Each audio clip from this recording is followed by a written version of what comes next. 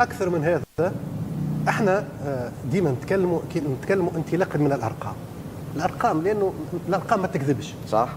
انطباع ممكن يكون فيه هواء، لكن الارقام لما ننطلق من ارقام تكون ارقام صحيحه. احنا في المربع الذهبي نلقاو 3 منتخبات من اسيا، منتخبات عربيه من اسيا، ومنتخب واحد من شمال افريقيا. هذا يعطي تفوق. لو تسالني تقول لي مثلا شو اسباب مثلا خروج تونس، خروج مصر وخروج الجزائر مثلا، انا ما نقولش مفاجئ، ربما البعض يعتبره مفاجئ. زميلي محمد قال لما تكلم قال احنا نحكيو على قوى عظمى. تعرف الجمله هذه شنو فيها؟ فيها برشا تواضع، فيها احترام كبير للغير للمنافس.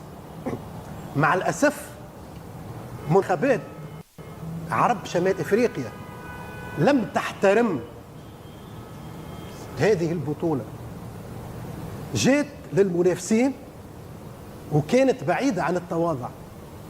في غياب التواضع في الرياضه عموما مستحيل تنجح، الفشل سيكون مآلك. لازم نتواضع، لازم الكثير من التواضع، لازم نخدموا.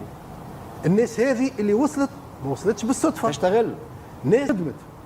لو ناخذوا مثلا منتخب الاردن اللي الناس كلها تو تحكي عليه واللي هو مثلا ماخذ الاضواء في البطوله هذه، منتخب الاردن مش صدفه.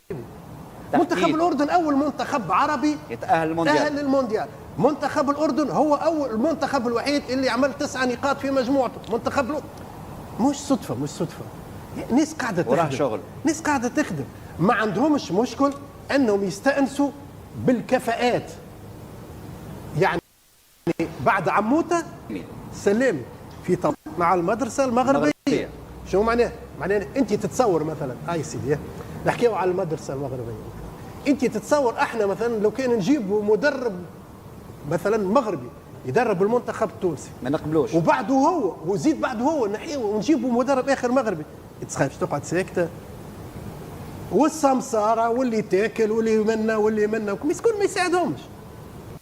فهمني شو نحن في المغرب في البطوله المغربيه قداش من مدرب تونسي كان يدرب في الدوري التونسي؟ لا في البطوله المغربيه وصلوا 4 مدربين.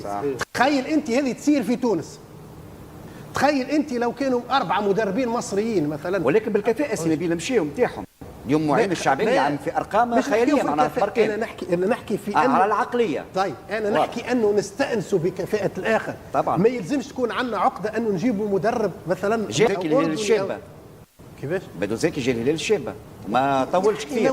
شوف حالات شاذه، انا ما نحكيش على حالات شاذه، انا نحكي في العموم انه نجيبوا 4 مدرب. تخيل مثلا نجيبوا مدرب مغربي يدرب منتخب تونس وبعده هو نجيبوا مدرب اخر مغربي، تقوم القيامه في تونس. الثوره الثائره. شوف يلزم نتواضعوا ويلزم ما تكون. طب انت نحكيو على قطر مثلا، نجاح قطر، انت تصور قطريين فقط اللي مساهمين في النجاح هذا؟ لا، كل الجنسيات، كفاءات من كل الجنسيات، ما عندهمش مشكله. الكفء، انا نحب الكفء، انا نحب ننجح. مرحبا بك. مش ننجح يلزم نجيب الكفء.